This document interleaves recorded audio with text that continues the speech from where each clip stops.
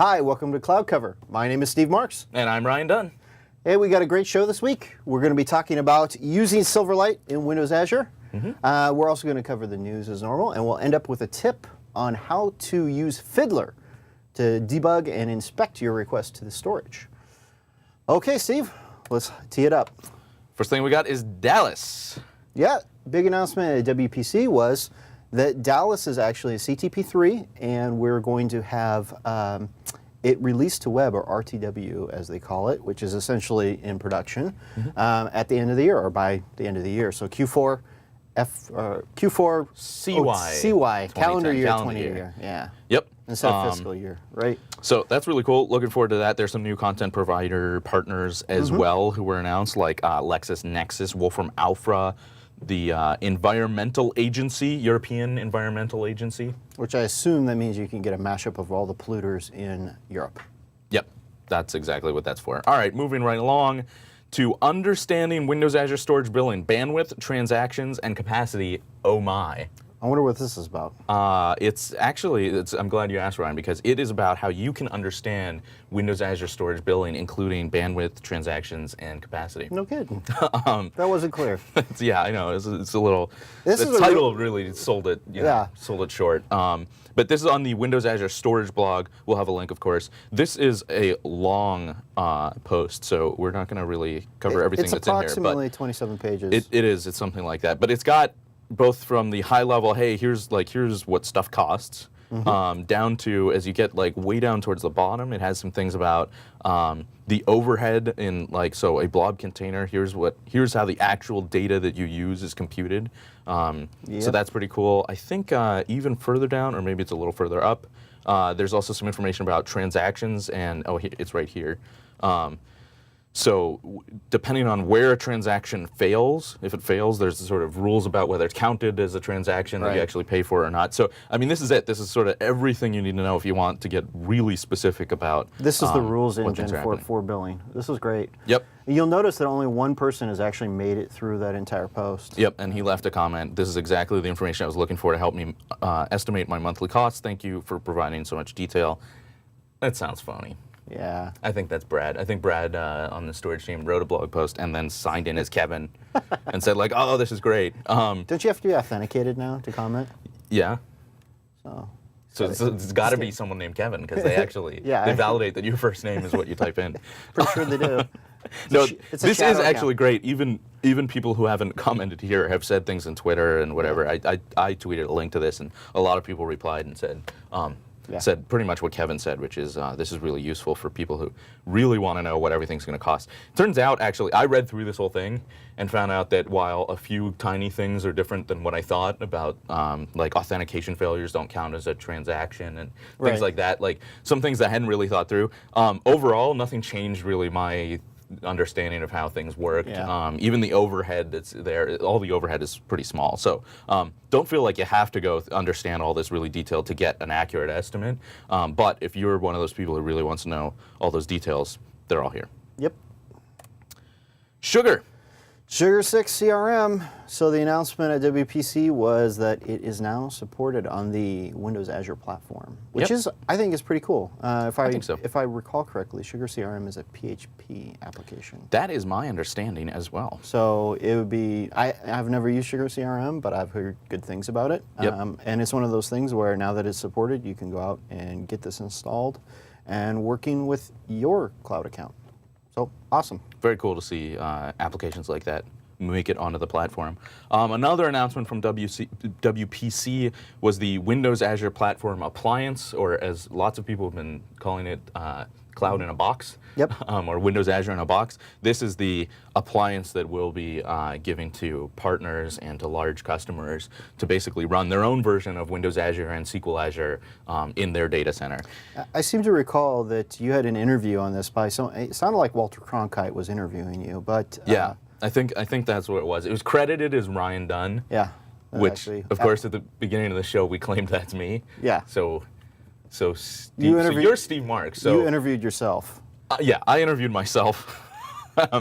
You can watch that interview. There's a link here to the Channel 9 video, which is the two of us talking all about the Windows Azure appliance. So if you didn't get enough of us in today's episode, when you're done, you can just immediately move over to watch that as well.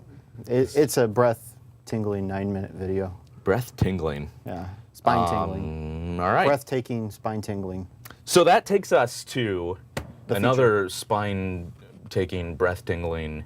Spine-taking. Yeah, that would be awesome. It's breathtaking. And all right. Anyway, that brings us to the feature for this week, which is something that we've actually wanted to cover for a little while, and then we finally got our act together. It was suggested as well. Yep. It was? Who suggested it? I believe Samantha J. Bellinger from Montana. Yeah. She faxed in a request again. She did. Sent a telegram, actually, I think. So the request and what we wanted to cover anyway is Silverlight and Windows Azure. How do these things go together? There's a good talk from Mix 2010, or Mix 10 as the cool kids call it, by Matt Kerner, and it's called, I think, Windows Azure and Silverlight: A Match Made for the Web. Wow, that's catchy. That's a good title, I think. Yeah. It's actually a really good talk. It was very highly rated in Mix. People loved it, and it goes into more detail than we're going to do here. I think what we're going to do is zero in on one of the most interesting combinations, which is really Silverlight and Blob storage. Yep. So, of course, you can just run Silverlight in a web app in Windows Azure. Watch Matt's talk for any sort of gotchas about. There's some interesting things about making sure your debug settings are right and stuff, just tooling stuff and other things to think about there. But things get interesting when you really combine services, with Silverlight. And we have a couple examples of that, and maybe we should just we should pull up one or two of those. One is, of course, something that we talked about just last week. Was it last week's news segment? Or 2 weeks ago already. Yep. Is this Netflix pivot thing, which I put together that shows you the instant watch movies on Netflix. Let's look for dramas. Okay, so that's that. This application is Silverlight. It's a web role that serves up some HTML. It's a Silverlight control, which is actually hosted in Blob storage. And then it's a bunch of images and other data that's also in Blob storage. Okay, and we have another app. Let's pull this one up. Let's go here, grab a sample picture, and try to upload it. Hey! So this basically uses Silverlight to do direct upload from the client to Blob storage. Correct. So instead of like your normal kind of upload to an ASP.NET site, it then sort of shovels it off to Blob storage. Yeah. This one goes straight to Blob storage. No proxy involved. No proxy, right? And so two different kind of things. Also, this Silverlight control is actually part of my ASP.NET application, so it's part of my web role instead of being hosted in storage. So a little bit different, but this one interacts directly with the Blob storage API. The other one is just hosted on Blob storage. Either way, there are a couple things to keep in mind, and I thought we would just talk about those patterns and show and dive into a little bit of the code in this sample, in the Silverlight upload sample, to see how that's done. So I think the first thing we should talk about is actually this decision about where the Silverlight control itself goes, because that's actually one of the simplest things you can do with Blob storage and Silverlight is put your Silverlight zap file in Blob storage. And as I said, I did it differently for these two applications. The thing to keep in mind if you're going to do this, if you're going to put this into Blob storage, is case sensitivity. Case sensitivity, actually. That'll bite you. That wasn't the one I was going for, but actually that's a really good point. Actually, this is a good point about Blob storage in general, which may surprise people, especially if you're used to IIS as your web server, because IIS is forgiving on case. It's in almost all cases case insensitive in terms of the path. The URL is case insensitive. Blob storage is always case sensitive. So make sure that you've actually named things the way that you're referencing them and that the URL is exactly right and matches in case. So that's a good point. The thing that I was going to say is that when you put the zap file specifically to Silverlight, if you put a Silverlight control on another domain, there are a couple things to remember. And one is that the content type has to be right. And if you're using IIS and you've sort of set everything up right, you may never worry about this because you'll drop it onto IIS and you'll see the MIME type is just right. If you're using Blob storage to host this, you have to explicitly set the MIME type. And so actually, if we open up... in one of the, I think one of the big differences between uploading a zap file into your package and it being part of your deployment as opposed to putting it in blob storage is obviously around servicing. Yep. So as most people know, if you change your package in Windows Azure, you do require another redeploy or an upgrade, something to that effect, in order to get that into it. We have a read-only breakdown of your package. If you put it in blob storage, however, and assuming you keep the naming at least the same, you're going to be able to update or service that zap file outside of the regular deployment, and then things will just work. So it is I would recommend in most cases to put the zap file actually in blob storage. There's a few scenarios where it's a Silverlight control that's never going to change, or very, very rarely would ever change, or maybe it's not important. Or it changes with the other, places where you're going to make a change to the Silverlight control and a change to a WCF service that's part of your app. If you want those things to be versioned together correctly. Or if it's a vendor's control or something like that, right? Yeah. So if you got something from Telligent or Infragistics and you're packaging that up, I'd put it in the package because you're not going to service that yourself. Right. So. In the Netflix pivot case, I've put the control in blob storage. And so actually probably two things to point out here. One is that this container where I've put the control itself is, if we go to the policies, we'll see that it's public read access, which means that I can just do http:// whatever and get a blob directly from there. So that's a thing to watch out for. If you forget to do this, you'll just get authentication errors when you try to load the control. And then within the control, I have my zap file, and if we look at the content type for that, you'll see it's application/x-silverlight-app, which is the exact thing that it needs to be. This is true regardless, but it's especially important in these cross-domain to blob storage thing. You have to set this yourself on the zap file. If you're using a tool like the one that I'm using right now, which is the Clumsy Leaf Cloud Explorer, then it's done like this. You right-click, properties, whatever. If you're writing code to do it, you need to set the content type before you upload the blob. But you're probably using some sort of tool. Just look there for where the properties are.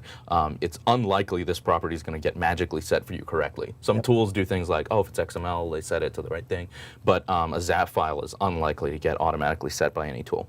So you need to do that. And that'll work. An advantage to doing this is sometimes these zap files are a little bit large. This one's, there's not a lot in here, but it's getting close to a megabyte, and sometimes they're bigger. It depends what's in there. And so an advantage of putting it in blob storage is you can turn on the CDN, then you can sort of get sort of much more efficient downloads of that, which means that people who are located far away from your compute instance still get the Silverlight control quickly. And so it's often more important on the Silverlight control than a lot of the other content on your page to get it there. So just like you want to do this for video files or image files or other things like that, move this out of the package, move it into blob storage. The package will be smaller. Then blob storage can handle this directly. The CDN can help, and you get this kind of thing. That's a good point. You don't want your package blown up. That's correct. Too big a size, I mean. Exactly. It doesn't actually explode. No, not physically, but So that's that's the trade-off, right? I mean, zap file and blob storage really good for efficiency, good for just quickly servicing that thing. Turning on the CDN is good, although make sure that you're actually using the CDN. So I think that if we, no, I'm doing it wrong. There's no cache control header here, which is a bad idea. I should have here. I wonder if I have it on the older version and I just forgot to add it. Nope. Doing it wrong everywhere. So here's what not to do, is to put these things in blob storage, turn on the CDN, expect magic to happen if you haven't set the cache control header. Because without setting the cache control header, that means that there's a good chance the CDN is just going to expire the blob. It's going to come back to blob storage again, like every time. In reality, it uses a heuristic to try to avoid a bunch of trips to blob storage, but you want to set it explicitly. So I should have something in here like max age equals, and that will make sure that the max age equals 5. 5 seconds is the best way to do it. So you want to do that. So put it in blob storage. That lets you take advantage of the CDN. That lets you sort of offload. Now your web app isn't having to serve all these bits all the time. So that actually takes some load off of your server itself, which means you probably need less servers overall for your app. But if you put it with the package, that means you get to service things together. You'll make sure that you're always in sync between the Silverlight control and the rest of the page. That's what I chose to do for the Silverlight upload example. and it was largely an arbitrary reason to do it, but it sort of makes sense. In the Silverlight upload thing, there's a little back and forth between the web app and the control itself around shared access signatures, and so it's kind of a good idea to put those things in lockstep together. Otherwise, you have no way of sort of atomically updating both in the same way. One way you can get around it is do something like I did here, which is make a new Zap file with a different name. And then you make the change in your code that corresponds to that and starts using the new name of the thing. That's a really good idea if you're using the CDN, especially because you don't want people to get the cached. Even if you think, oh, it's only going to take a few minutes, I'm going to do it now, it's the middle of the night. If you've set the cache control headers, which I haven't done, to cache this for a day or two or something, then you're going to see people getting the old Zap file, but the new web application, and things will break. So it's sort of a good idea if you're doing this to sort of version the blobs as you go too. Yep. Okay, so that was that. So one thing that sort of comes out of this is cross-domain access and what do I have to do? And this matters, sort of where you put the Silverlight control matters a lot for this, because that's actually the domain that will count in most cases. So if your Silverlight control wants to read a public blob, for example, so it's just going to do an HTTP GET against it. If the Silverlight control is hosted in blob storage in the same account, then the server name is the same, which means it can do it. Right? If your Silverlight control is hosted with your page, then when it tries to go to blob storage, it's going to fail. The reverse is also true. So if you want to call a WCF service that's part of your application, if you put the Silverlight control in blob storage, it's now homed at a different server name, which means when you try to access, foo.cloudapp.net/myservice, that will actually fail. And in both cases, client access policy is what you want. So a file called client-access-policy.xml, this is how Silverlight deals with sort of cross-domain issues. You can also use the Flash one, which is called something different. Another XML file. Yeah. What is that one called?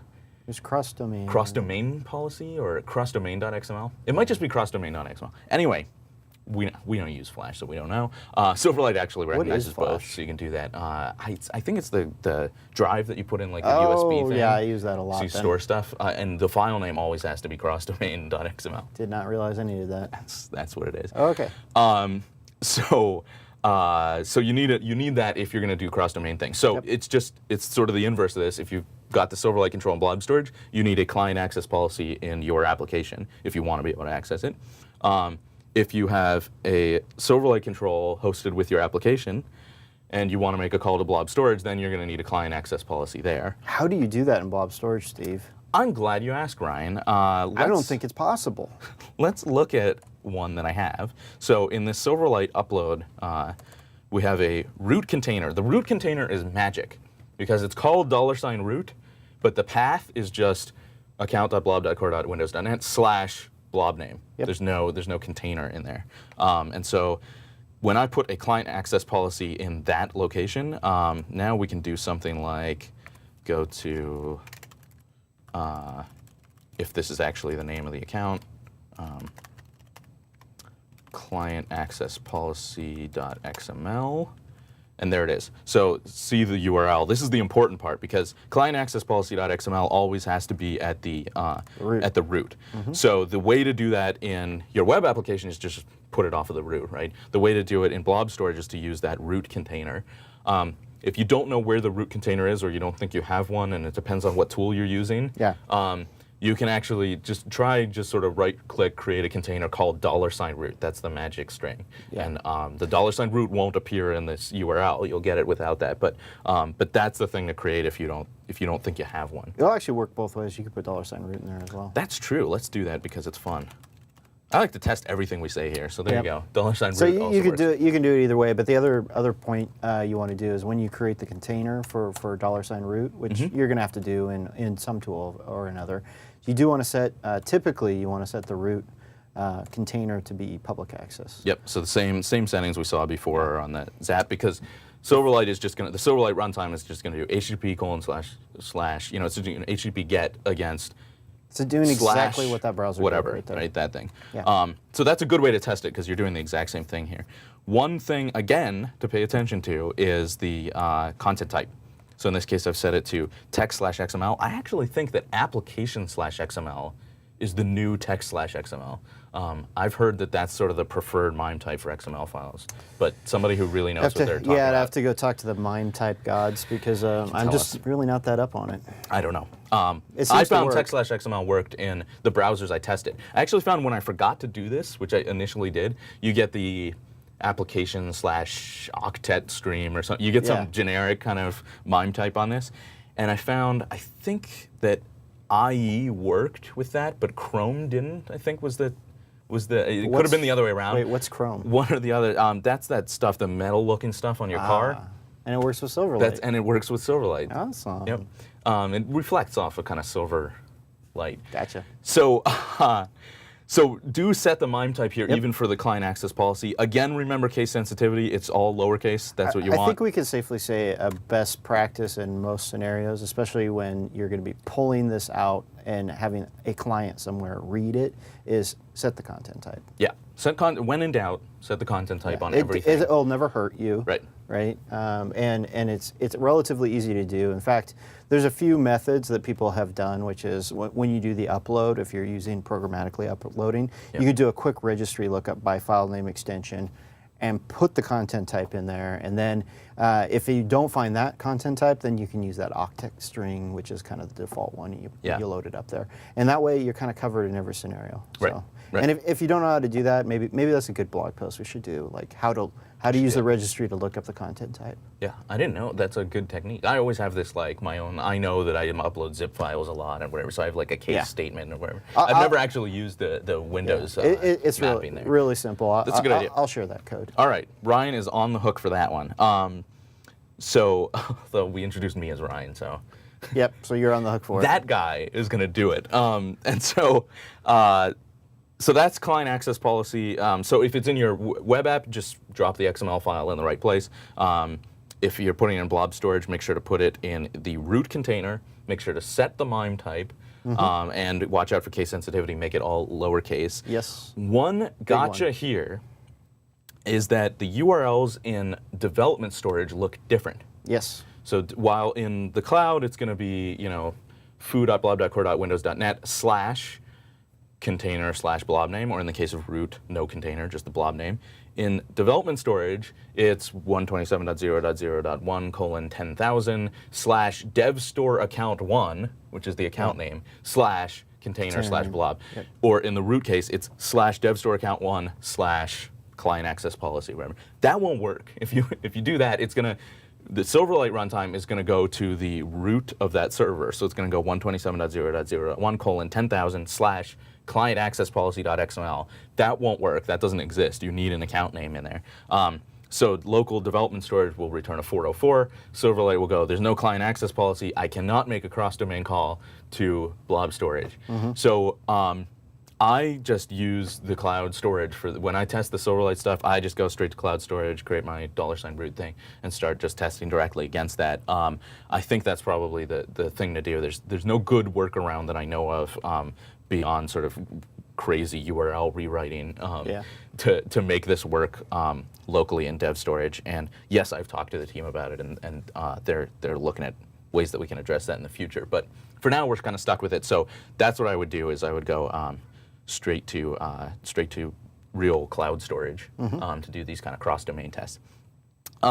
So maybe we should look at let's look at one little piece of code now that's actually about that client access policy. I think it's here. This is my programmatic code that creates that client access policy that you saw. So I get a reference to the root container. I set the permissions to make it public. I get a reference to a blob within the root container that is client access policy.xml. By the way, look at this little cheat here. Did you know you could do this? Blobs is not, I'm not going container.get, I'm going straight from the top. And if you just put in this as a get blob reference, it does give you the reference to the root container version of that or whatever. Yep. This code would be much clearer if I did get container reference $root, get blob reference, client access policy. Yes, that would be. Hey, that's it's part. I like to make people work at it. When I give out code samples, I don't want it to be too easy. I want them to have to think really hard about why it works. That's my goal. Then look at this. I'm setting the content type to text/XML, which in retrospect, I think is supposed to be application/XML. And then, as all good developers do, when I create XML, I just type it in by hand. So Ryan was mocking me earlier for this. So here's just a literal string, because it never changes. So so I just pasted this directly into the code. One thing to look for is, and is it here, I think? There's some subtlety that you should probably look up, but if you're doing cross-protocol, so the Silverlight control is on an HTTP page, but the URL you use in access blob storage is an HTTPS URL, which is commonly the case. If you just use the tools, your default connection string will use the HTTPS. Then you have to make sure, I think it's this. I think that, see, in addition to domain URI =*, which says, hey, this can come from anywhere, I don't care who's calling me. This says, oh, and it's okay if it's from HTTP. And I don't know if I got this exactly right. It does work. I have tested this with HTTPS, but I remember sort of struggling with the documentation, the Silverlight documentation around client access policy, to make sure that this was right. So pay attention to that. Also pay attention to allowing the HTTP methods and HTTP request headers. If you're going to use blob storage, you're going to want to be able to do puts and posts and gets and deletes maybe. And request headers, you're going to want all sorts of custom headers. Well, that brings up another good point, though, right? For security reasons, if you were just using this and you only wanted to do uploads and didn't want people to delete stuff, you could just disable the delete verb, right? And that way you don't have to worry about someone accidentally finding a vulnerability and tricking in and sending a delete. It's defense in depth, I guess to say. You can also do similar things with HTTP request headers. This can be like ms-*, and that says like, okay, or x-ms-*, which is what most of the important headers for blob storage are, like public access on it, sending access on a container and things like that. A lot of those start with x-ms. Not everything does that. You might like content type and whatever. There's some you want to pay attention to, by default, what does Silverlight allow in the request headers and what do you actually need. Think about this, but I did the lazy thing and just put star for both of these things. So so this is it. You can also, of course, use the resource path to restrict to a specific path within blob storage, things like that. So you should take care to do kind of a proper job here of restricting this to just, least privileges, right? What is actually needed for this. But this is code. That's it to create this thing programmatically. And this does the right thing around lowercasing, setting a content type, making sure that it's in the root container and that it's got public read permissions. Well, I don't know if people realize this. I don't know if we covered it, but one of the things we're talking about here is when you use those verbs and those headers and things like that, that obviously assumes that you're authenticated in most scenarios. And for Silverlight, at least for up till Silverlight 3, the authenticate header was not supported. So there was no way to have the username, or excuse me, the account name and secret key be passed, so you couldn't sign the request. So that turns out to be not really that big of a blocker. There's only like one good scenario where you'd want to do that with a Silverlight client anyways. However, what it does mean, though, is that we needed to use a different mechanism here, which was shared access signatures. Exactly. If you go back to show number 8. Wow. Did you just make that up? No. Or is that actually the show? I think it's actually show 8. That's amazing. You will see that we have an entire show on how shared access signature works. And this is the mechanism that we're using to grant, essentially, to a URL the ability to write to a location. And that way the Silverlight client never needs to know what the secret key is, because you're giving that down to a client. And also, you can very easily control the permissions. It could be read only or delete, or read and write and delete, and those kind of things. So that's actually what's being used here. Right. Let's show in Fiddler how this all works out. So I'm going to upload a couple files. I like penguins. They're cute. Okay, so I'm going to hit upload here, and this is Silverlight uploading directly to blob storage. There's that client access policy in effect, which means that I can talk to blob storage. But then, as Ryan said, how is it working that you don't have public anonymous upload rights to blob storage? So how is that working? Where are those shared access signatures? Look first at in Fiddler, which is my favorite tool for looking at all this stuff. Here's what the request looks like. This is probably hard to read. Is there a good way to, if I do the raw, then I can view a notepad. Okay, so forget all this stuff. Who cares?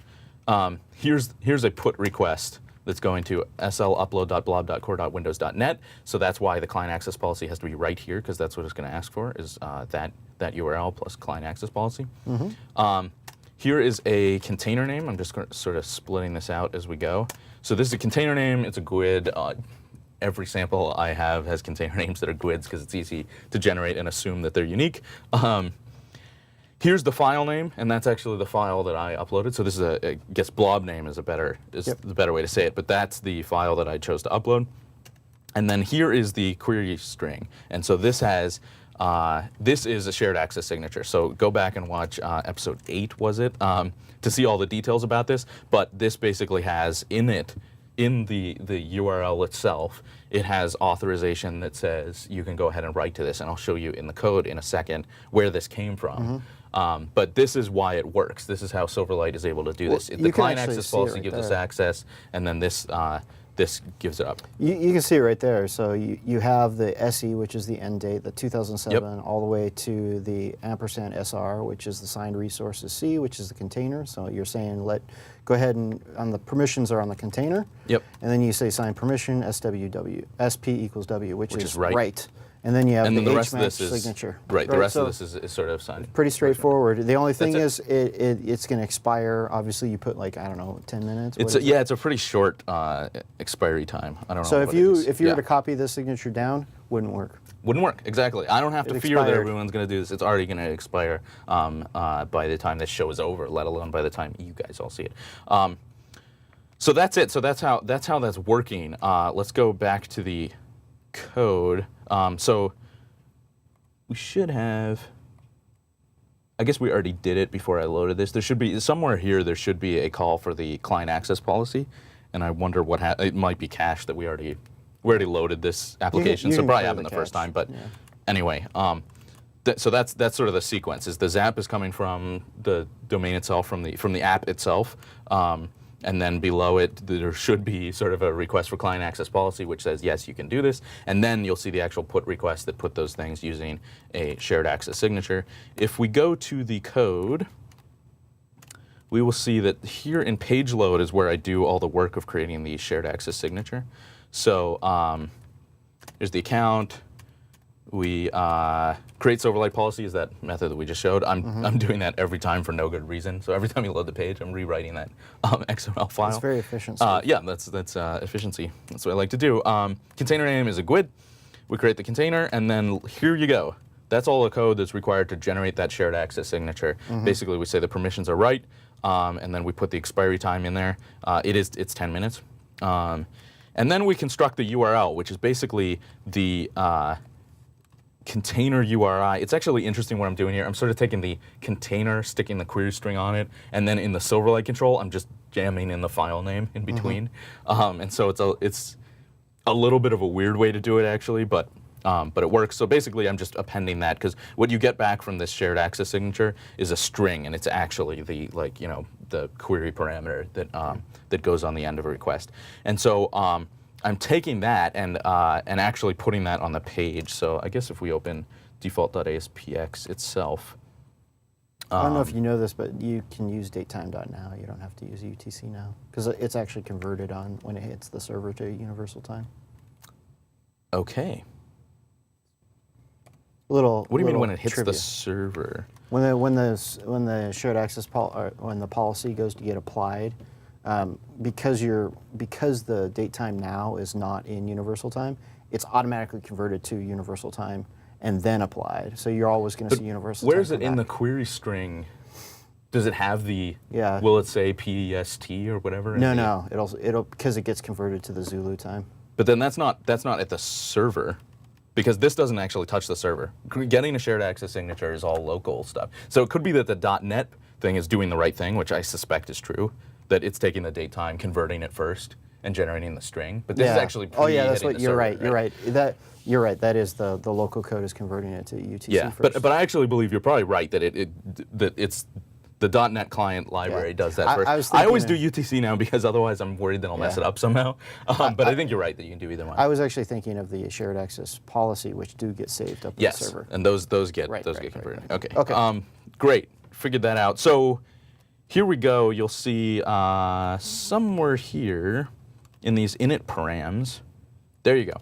Container URL. That's that one that we made. So that's where it's getting. That's how it's getting passed into the Silverlight client. And this is that example of kind of pairing the Silverlight application with the ASP.NET code. If somehow I changed how this worked, or I changed the name of this parameter, I'd want to make sure that I version those two things together, because I don't want the Silverlight control looking for the wrong parameter, or whatever.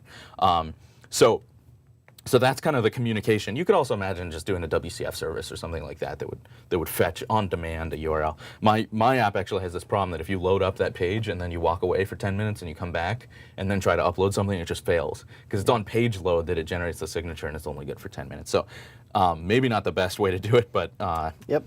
But hey, I feel bad about this sample now because that's like the 4th time we've had to like say, yeah, that's really not good. So anyway. Well, you learn from other people's mistakes. There you go. Or I learn from my mistakes, and so can you. It's sort of. Way to go, Ryan. Yeah. So. Okay. Yeah, that's good. That's the first time I'm happy to be called Ryan. So, yeah. So that's the sort of the shared access signature side of it. Then there's a bunch of code that actually handles the upload. You can go read. I have a 3-part blog series about this. I'm sure we'll link to one part or the other, and then you can kind of go through them. Yeah. That talks about how I use the shared access signatures, and then goes into the detail of how does the Silverlight. It actually does put block, and it does block uploads and whatever things like that. Kind of cool, and shows you how to get started using Silverlight against blob storage. So I would check that out for the details on that. But this is sort of the general, how do you set these things up so that they work correctly together. Yep. And then I have one more thing I wanted to show about this that's really quick, and then I think we can move on. Okay. Which is I wanted to show something in the Netflix viewer. So it's surprising, but this button. So I click view this movie on Netflix. I'm not going to do it because I'm logged into Netflix. Who knows what's. I don't know. Is there any secret information that shows up? I'm scared to do it. If I click this button, it would navigate in the browser. So it would actually take me to the Netflix page for this movie, and then I could hit back and come back here, something like that. Mm-hmm.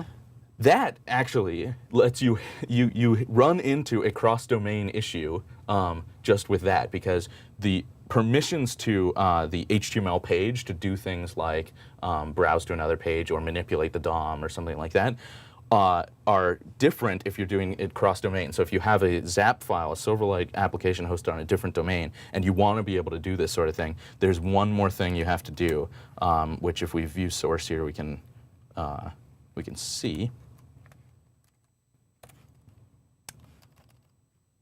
Which is, where is it? Right here, sort of in the middle of the screen now. Enable HTML access value equals true. That's what you have to set to basically grant permission for this foreign ZAP file that's coming from another domain to manipulate this browser window and this HTML page. And so that's what I had to do because the ZAP file is hosted in Blob storage. That's what I had to do to make sure that I could actually browse. So just a gotcha that I wanted to throw out there in case people run into that. All right. Very cool. I think it's that time. It is that time. It's time for the tip. The tip of the week. Yes, and that means it's time for us to tell our fabulous editor, Bob, what to use as sort of an introduction to the tip of the week. I think I have it. All right. The tip has to do with Fiddler. Yep. And everyone knows Steve's favorite movie is Fiddler on the Roof. Absolutely. So I favorite think, musical, even. Yeah. Not just the movie, but musical of all time. Steve will actually belt out a few tunes here shortly. So I would like it if we could see a movie poster, perhaps, or scene from the movie in which Steve and I are starring in our favorite musical/movie. Fantastic. That's a good way to introduce the tip of the week. So with that, here's your tip of the week. If I were a rich man,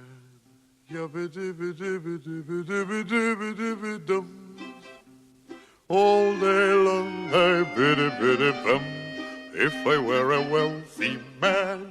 I love it. All right. That's. I hope you have a beard. Fantastic musical. I assume I would.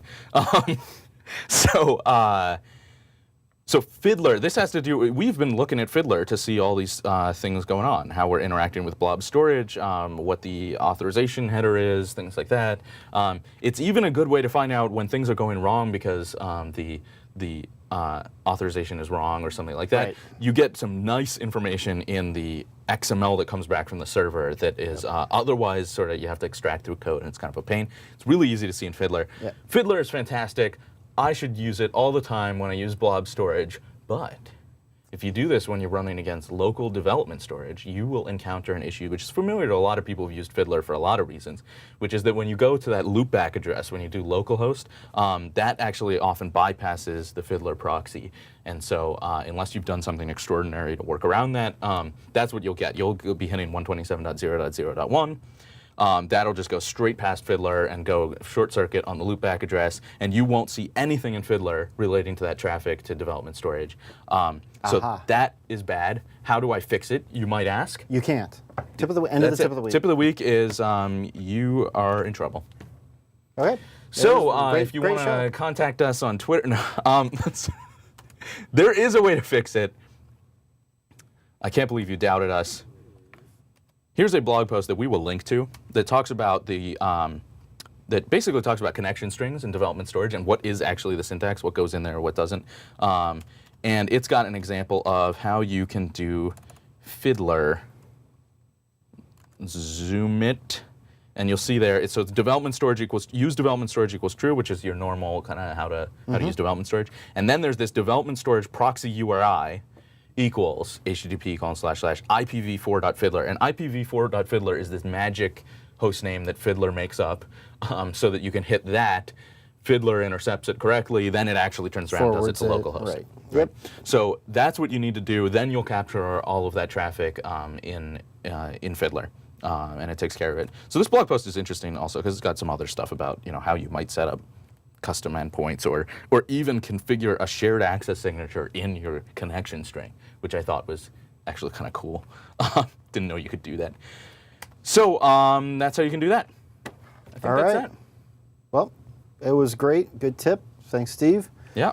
And if you want to get in touch with us on the show, and a few people have through the comments and given us some great show ideas, and to the listeners out there who find the term Lisa and a Blob funny, we'll say it a few more times. Lisa Blob, Lisa Blob, Lisa Blob. With that, if you want, a name. Yeah, Lisa like Blob. Lisa, first name Lisa, last name Blob. Yeah. If you want to get in touch with us, contact us at Cloud Cover Show on Twitter. Yep. And go through the forums however you want and let us know what you want to see. Yep. With that, thanks. Thanks.